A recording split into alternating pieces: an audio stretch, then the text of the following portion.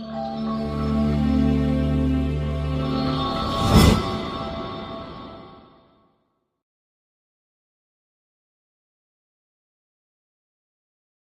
peuple de Dieu, j'espère que vous allez bien. Aujourd'hui, nous voici dans notre troisième jour que nous parlons d'un thème. Vous demandez, je ne recevez pas, parce que vous demandez mal.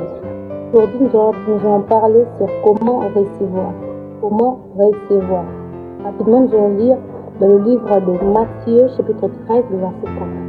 Matthieu 13, 4, la Bible dit, un semeur sortit pour s'aimer, comme il s'aimait.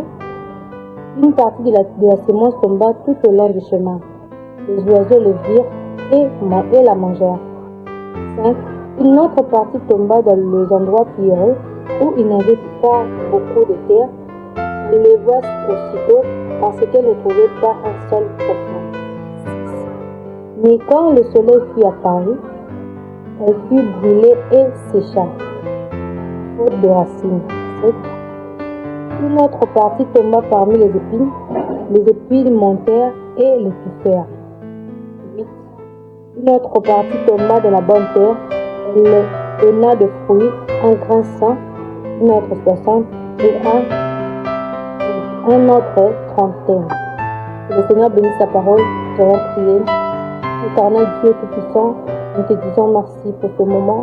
Père, laisse que tu puisses nous enseigner, nous parler, dans le nom de Jésus. Amen. Jésus racontait aux disciples comment cette histoire de semeur, le semeur avait besoin de s'aimer. Et en arrivant de la route, le semeur faisait tomber des graines sur le sol. Vu que les oiseaux étaient là, les oiseaux ont pris ces graines qui étaient tombées, ils les ont mangées. Et le semeur avait besoin de s'aimer, il a semé sur les endroits pierreux, c'est-à-dire les endroits qui ont de pierres, couverts de pierres. Pendant que le semeur a semé sur la pierre, la Bible dit que cet endroit, vu qu'il y avait beaucoup de pierres et il n'y avait pas trop de sol, le soleil a apparu et le fit sécher parce qu'il n'y avait pas de racines pour le maîtriser, pour le maintenir. Et troisièmement, le semeur a semé sur les épines. La Bible nous parle que pendant qu'il a semé sur les épines l'ont étouffé. Il n'y avait pas moyen que le grain puisse se repousser parce qu'il y avait des épines. Et troisième, le semeur a dit non, je dois maintenant semer là où je dois récolter. La Bible dit qu'il a semé sur une bonne terre. Et pendant qu'il a semé sur la bonne terre, la Bible dit que ce qu'il a semé ont repoussé, ont pris des fruits. Donc, ça a produit vraiment de fruits. J'aimerais nous parler de la sémence. Comment recevoir? Les autres disent qu'ils ne reçoivent pas parce que ça nous arrive des fois de ne pas s'aimer, ça nous arrive des fois de ne pas donner. Or, s'aimer, c'est une chose très importante dans la vie d'un chrétien. Donner, c'est une chose très primordiale dans la vie d'un chrétien. Nous allons voir que des gens demandent plus pour recevoir, pendant qu'eux, ils sont incapables de donner, incapables de s'aimer pour recevoir. Nous allons voir dans l'histoire de Anne, la Bible dit que Anne allait au temple jour et nuit. Et pendant que Anne allait au temple, les autres même se moquaient de Anne, disaient que Anne habite de l'école. Mais il y avait un jour où Anne a dit au Seigneur, si aujourd'hui tu me donnes un fils, je te le rendrai en retour. C'était une sémence que Anne avait fait à Dieu. Anne avait sémé son enfant, Anne a sémé son fils. Mais nous avons besoin de quelque chose, nous avons besoin que ces choses-là deviennent à nous. Nous devons s'aimer, nous devons donner. Avant de recevoir de grandes choses, nous devons donner.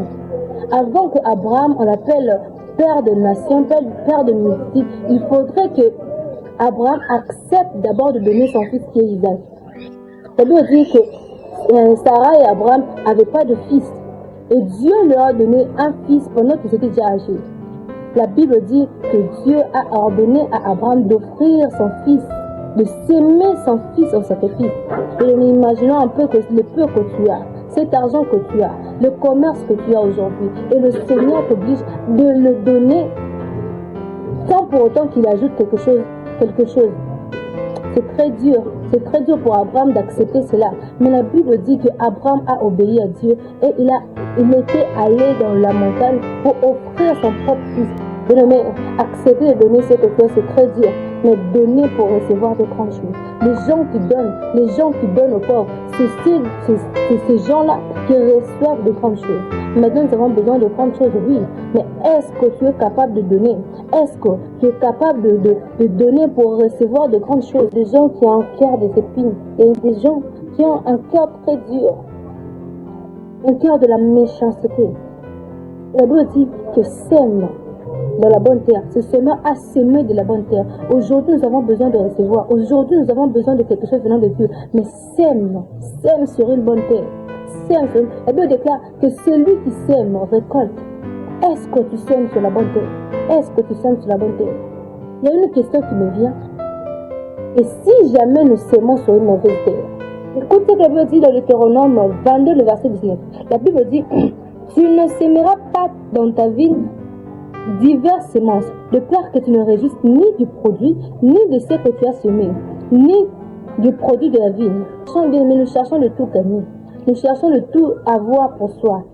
Mais où est-ce que tu es en train de s'aimer? Aujourd'hui, tu te dis que je sème. Oui, s'aimer, c'est très bien. S'aimer, c'est très bien. Mais est-ce que tu es en train de s'aimer sur la bonne terre?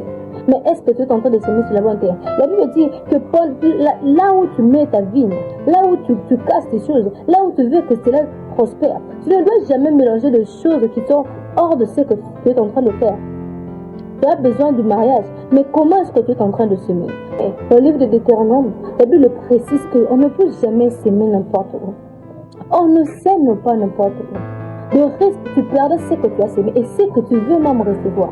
Et cela, c'est un très grand risque pour nous. Un très grand risque. Sème sur une bonne terre. Aujourd'hui, je viens interpeller un chrétien. Celui qui se sent fatigué, abandonné. Oui, tu te dis que maintenant j'avais sémé, mais je ne vois rien. Mais est-ce que tu as sémé sur une bonne terre? Mais est-ce que tu as sémé sur un bon endroit? Nous avons besoin de recevoir. Nous avons besoin de posséder ce qui nous appartient. Nous avons besoin d'avoir beaucoup de choses. Mais est-ce que nous sémons sur une bonne terre? C'est une question pour nous de se dire, est-ce que nous sémons vraiment sur une bonne terre? La Bible dit clairement que si tu sèmes dans une mauvaise terre, cela ne produira pas. Même ta sémence, même si tu attends que cela produise, alors nous ne devons pas courir ce risque. Nous devons s'aimer sur une bonne terre. Cela est très important pour nous. Bien-aimés dans le Seigneur, je vous invite à s'aimer. Je vous invite à donner. Je vous invite, tu as besoin de mariage, mais sème pour ton mariage. Sème de la bonne terre pour ce mariage. Tu as besoin que tes choses avancent. Sème pour ça. Tu as besoin que tu prospères à tous les temps. Sème. N'oublie jamais de semer. Ne te fatigue jamais de semer. Ne dis pas que aujourd'hui je suis fatigué. Je veux beaucoup semer, mais je n'ai pas de réponse. Laisse-moi te dire que c'est le temps de récolte pour toi. Si tu as beau semer, tu as beaucoup semé. Dis-toi qu'aujourd'hui c'est le temps de récolte pour toi. Tu dois récolter ce que tu as semé. Tu dois récolter ce que tu as semé. Le vrai semeur, ce sont ceux qui sèment dans la bonne terre. Ce sont ceux qui sèment dans la bonne direction. Dis-toi que est-ce que tu es dans la bonne direction? Est-ce que tu es dans la bonne direction? Est-ce que tu avances vraiment? Ce que tu fais, est-ce que cela glorifie Dieu? Ce que tu fais, est-ce que cela est sémé sur une bonne terre? Alors si c'est sémé sur une bonne terre, aujourd'hui c'est le temps de récolte. Tu dois récolter ce que tu as sémé de la bonne terre. Le semeur qui a sémé de la bonne terre, la Bible dit qu'il a récolté au centuple. Maintenant c'est ton temps de récolte. Maintenant c'est ton temps de récolte. Et celui qui n'a jamais sémé, celui qui n'a jamais donné, engage-toi à s'aimer. Le peu que tu as, engage-toi à donner. Et cela, ce Dieu ne manquera pas de te donner ce que tu mérites. Nous aspirons de devenir riches, nous aspirons d'avoir beaucoup. Écoute ce que la Bible dit. La Bible dit dans 2 Corinthiens 9, 10 à 11, c'est lui qui fournit de la sémence au semeur. Je saute dans le verset 11. Vous serez de la sorte enrichis à tous égards pour toute espèce. My God. C'est lui qui sème. Tu seras enrichi à tous égards. Tu as besoin de la richesse. Oui, tu en manques. Maintenant, là, tu en manques. Mais sème. Pour recevoir cette parole, tu dois s'aimer d'abord. Tu dois s'aimer. Bien, mais je chute en disant que sème sur la bonne terre. Pour recevoir, tu dois s'aimer. Pour recevoir, tu dois s'aimer. Les gens qui demandent et qui ne reçoivent pas parce qu'ils ont perdu ce goût de semer. Les gens qui se disent qu'ils ne reçoivent pas parce qu'ils ont perdu cette envie-là de semer. Et aujourd'hui, je viens t'annoncer que s'aimer, c'est une chose très importante que tu ne vas jamais négliger. T'aimes toujours. Sème, sème. Et maintenant, c'est le temps de récolte. Et maintenant, tu as beaucoup sémé. Maintenant, tu dois récolter. Et celui qui n'a jamais sémé, je t'invite à s'aimer sur une bonne terre. Je t'invite à toujours s'aimer sur une bonne terre. Et le Seigneur donnera ce que ton cœur désire. Et le Seigneur ne manquera pas de donner au centuple même ce que tu désires. J'annonce en ce jour que tu ne péris jamais, que tu sèmes toujours sur la bonne terre, que tu sèmes toujours sur la bonne terre. Seigneur, je prie pour mon frère, ma soeur, pour toute personne qui va voir cette vidéo. Seigneur Dieu de gloire, que son temps de récolte est arrivé. Celui qui a beaucoup sémé, celui qui a dit qu'il a sémé sur la bonne terre, qui le récolte, dans le nom de Jésus, dans le nom de Jésus. Que mon Seigneur vous bénisse.